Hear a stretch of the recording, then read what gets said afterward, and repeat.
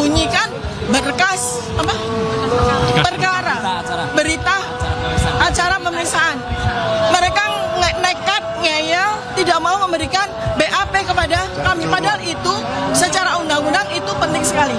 Seperti yang kita ketahui tadi, sempat terjadi perdebatan antara hakim, JPU dan kami. Kami keberatan tidak diberikan berkas secara lengkap. Bagaimana kami bisa melihat perkara ini secara komprehensif? Oleh sebab itu kami tadi sempat menyatakan bahwa ketentuan dari KUHP ya, khususnya KUHP lama dan sebagainya, karena sebagian masih menggunakan KUHP lama.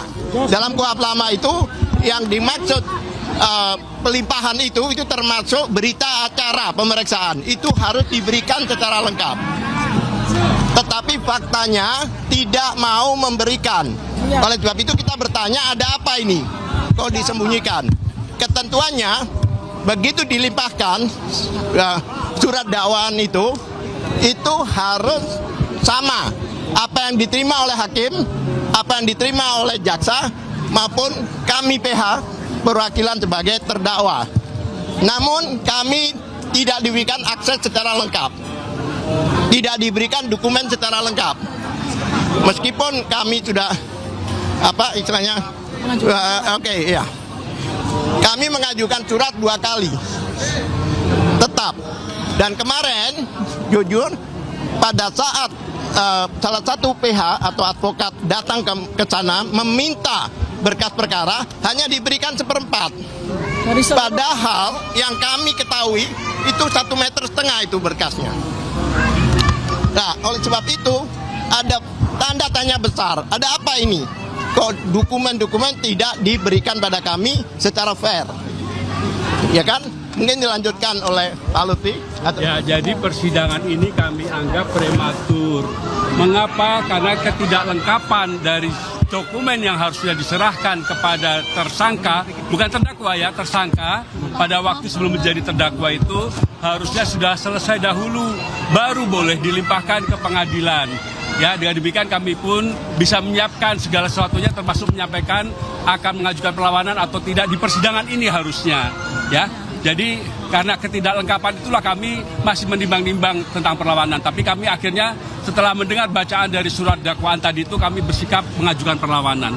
Demikian tambahan dan silakan Dr. Dan satu hal lagi, itu pasal itu kan beberapa pasal, tapi isinya itu konsiderannya sama. Padahal di dalam setiap pasal unsurnya berbeda. Dan selalu dikatakan Roy Suryo CS. DKK. Roy Suryo DKK. Sedangkan persidangan ini ada persidangan Dr. Tifa, individu. Selalu dihubungkan dengan Roy Suryo dan kawan-kawan. Itu boleh jika ada pasal keikutsertaan 55 atau 56. Ini tidak ada pasal pesertaan. Oleh sebab itu, itulah nanti yang kami akan lawan, dan termasuk persidangan di Jakarta Timur ini. Kenapa demikian? Agak aneh. Kenapa satunya di Jakarta Selatan, satunya di sini? Walaupun Prapit itu juga merupakan persidangan. Kalau memang di sini, seharusnya di sini semua. Itulah salah satu nanti di dalam perlawanan kita. Silakan, Bu. Ya, baik ya. Jadi ada 3 hal yang paling utama, paling pokok di dalam dakwaan yang tadi dibacakannya. Pertama adalah berkaitan dengan ilmu saya, ilmu anatomi morfologi, yang memang sudah saya sampaikan di dalam iNews 29 April 2025. Saya diundang sebagai ahli, di mana di situ saya memberikan penjelasan tentang bagaimana saya melihat dari dokumen yang beredar atau benda digital yang beredar di internet, yang banyak orang mengatakan itu sebagai ijazah Joko Widodo. Di situ saya menyoroti hanya satu hal yang menjadi domain saya, yaitu foto, ya. Karena itu saya menggunakan ilmu saya, anatomi morfologi, untuk memberikan penjelasan, ya. Kalau memang penjelasan ini harus dikomparasikan dengan ijazah asli, maka munculkan ijazah asli itu. Ya, sebab yang saya lakukan observasi itu adalah benda digital yang beredar di internet. Kita sama-sama tidak tahu apakah itu dokumen milik Joko Widodo. Ya, pertama itu. Dan Jelas bahwa tadi disampaikan ya, walaupun oleh Joko Widodo saya dituduh dengan pasal besar ya, yang memang niatnya mau memenjarakan saya bertahun-tahun, yaitu pasal 32 dan 35, yang itu isinya adalah Undang-Undang ITE yang berisikan dakwaan manipulasi terhadap dokumen milik orang lain atau melakukan manipulasi atau edit agar dokumen palsu menjadi asli. Itu ternyata di dalam dakwaan tadi hanya dikatakan bahwa dasar saya dituduh pasal 3235 itu adalah lisan saya. Lisan saya ketika saya menyampaikan tentang ilmu saya. Jadi betul-betul definitif. Ya, di situ di dalam dakwaan itu sama sekali tidak ditunjukkan ya, dinyatakan di mana saya melakukan manipulasi. Yang dipakai ya, yang dipakai itu adalah lisan saya. Lisan udah jelas. Jadi itu pasal itu tentang gambar. Pasal yang betul-betul sangat sembarangan tentang gitu ya. Itu kan. Ya. Jadi pertama adalah kalau foto, saya dengan senang hati akan memberikan penjelasan sejelas-jelasnya di persidangan. Ya, dan foto itu saya tidak lakukan manipulasi sama sekali ya. Jadi intinya nih di dalam surat dakwaan yang tebal sekali itu, intinya yang dipermasalahkan, yang kemudian Pak Joko Widodo itu mengatakan bahwa saya itu telah menghina sehina-hinanya dan merendahkan serendah-rendahnya, itu adalah ketika saya membicarakan tentang benda digital yang beredar. Ya, benda digital yang beredar di internet yang kita semua tuh melihat. Ya, dan saya juga memberikan penjelasan secara keilmuan saya, ya sesuai kompetensi saya sebagai dokter. Jadi pasal ini semua itu tidak ada relevansinya dengan saya. Nah, adapun tuduhan yang rendah ya, artinya yang tuduhan yang bulanan tahunan, yaitu yang berkaitan dengan pasal pencemaran nama baik dan fitnah, ya itu tolong dibuktikan dulu. Di mana saya melakukan pencemaran nama baik, di mana saya melakukan fitnah.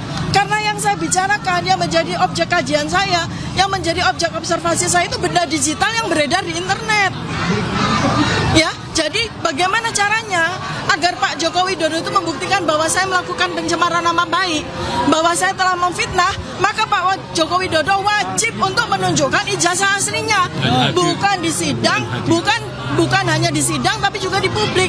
Oleh karena itu, karena ini adalah delik aduan juga, pencemaran nama baik dan fitnah, maka Pak Joko Widodo mutlak wajib hukumnya hadir di persidangan, tidak melalui mekanisme-mekanisme seperti yang disampaikan oleh para advokatnya. Ya, demikian teman-teman ya. Jadi saya akan sangat percaya diri untuk memberikan penjelasan tidak hanya di sidang, tapi juga kepada seluruh masyarakat Indonesia. Dan ini alhamdulillah juga ada beberapa media internasional ya.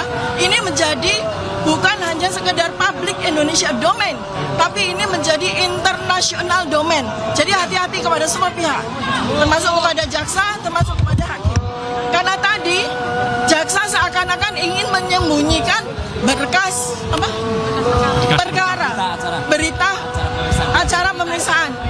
Mereka nekat ngeyel, tidak mau memberikan BAP kepada kami, padahal itu secara undang-undang itu penting sekali. Silakan. Ya, jadi yang namanya berkas perkara itu istilah yang selama ini sudah digunakan dalam KUHP yang lama, yang mana itu bermakna berita acara dan daftar alat bukti yang diajukan, bukan barang buktinya, tapi daftarnya itu disampaikan kepada kami. Itu sudah berlangsung puluhan tahun. Mengapa baru tadi dipertanyakan seolah-olah jaksa ini baru saja praktek di pengadilan begitulah? Ya tidak profesional. Makasih.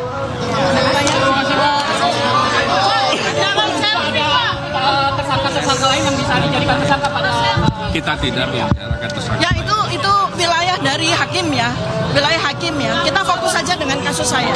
Ya. Oke. Baik, sudah? Ya, terima kasih banyak. Makasih ya.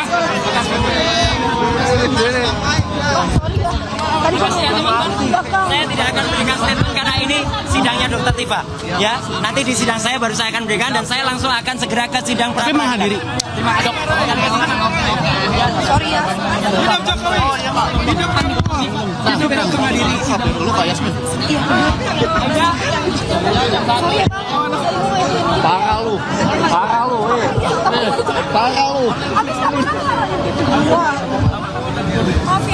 Maaf.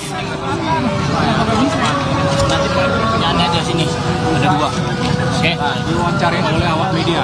Teman-teman, saya coba mengambil angle yang lebih dekat ya.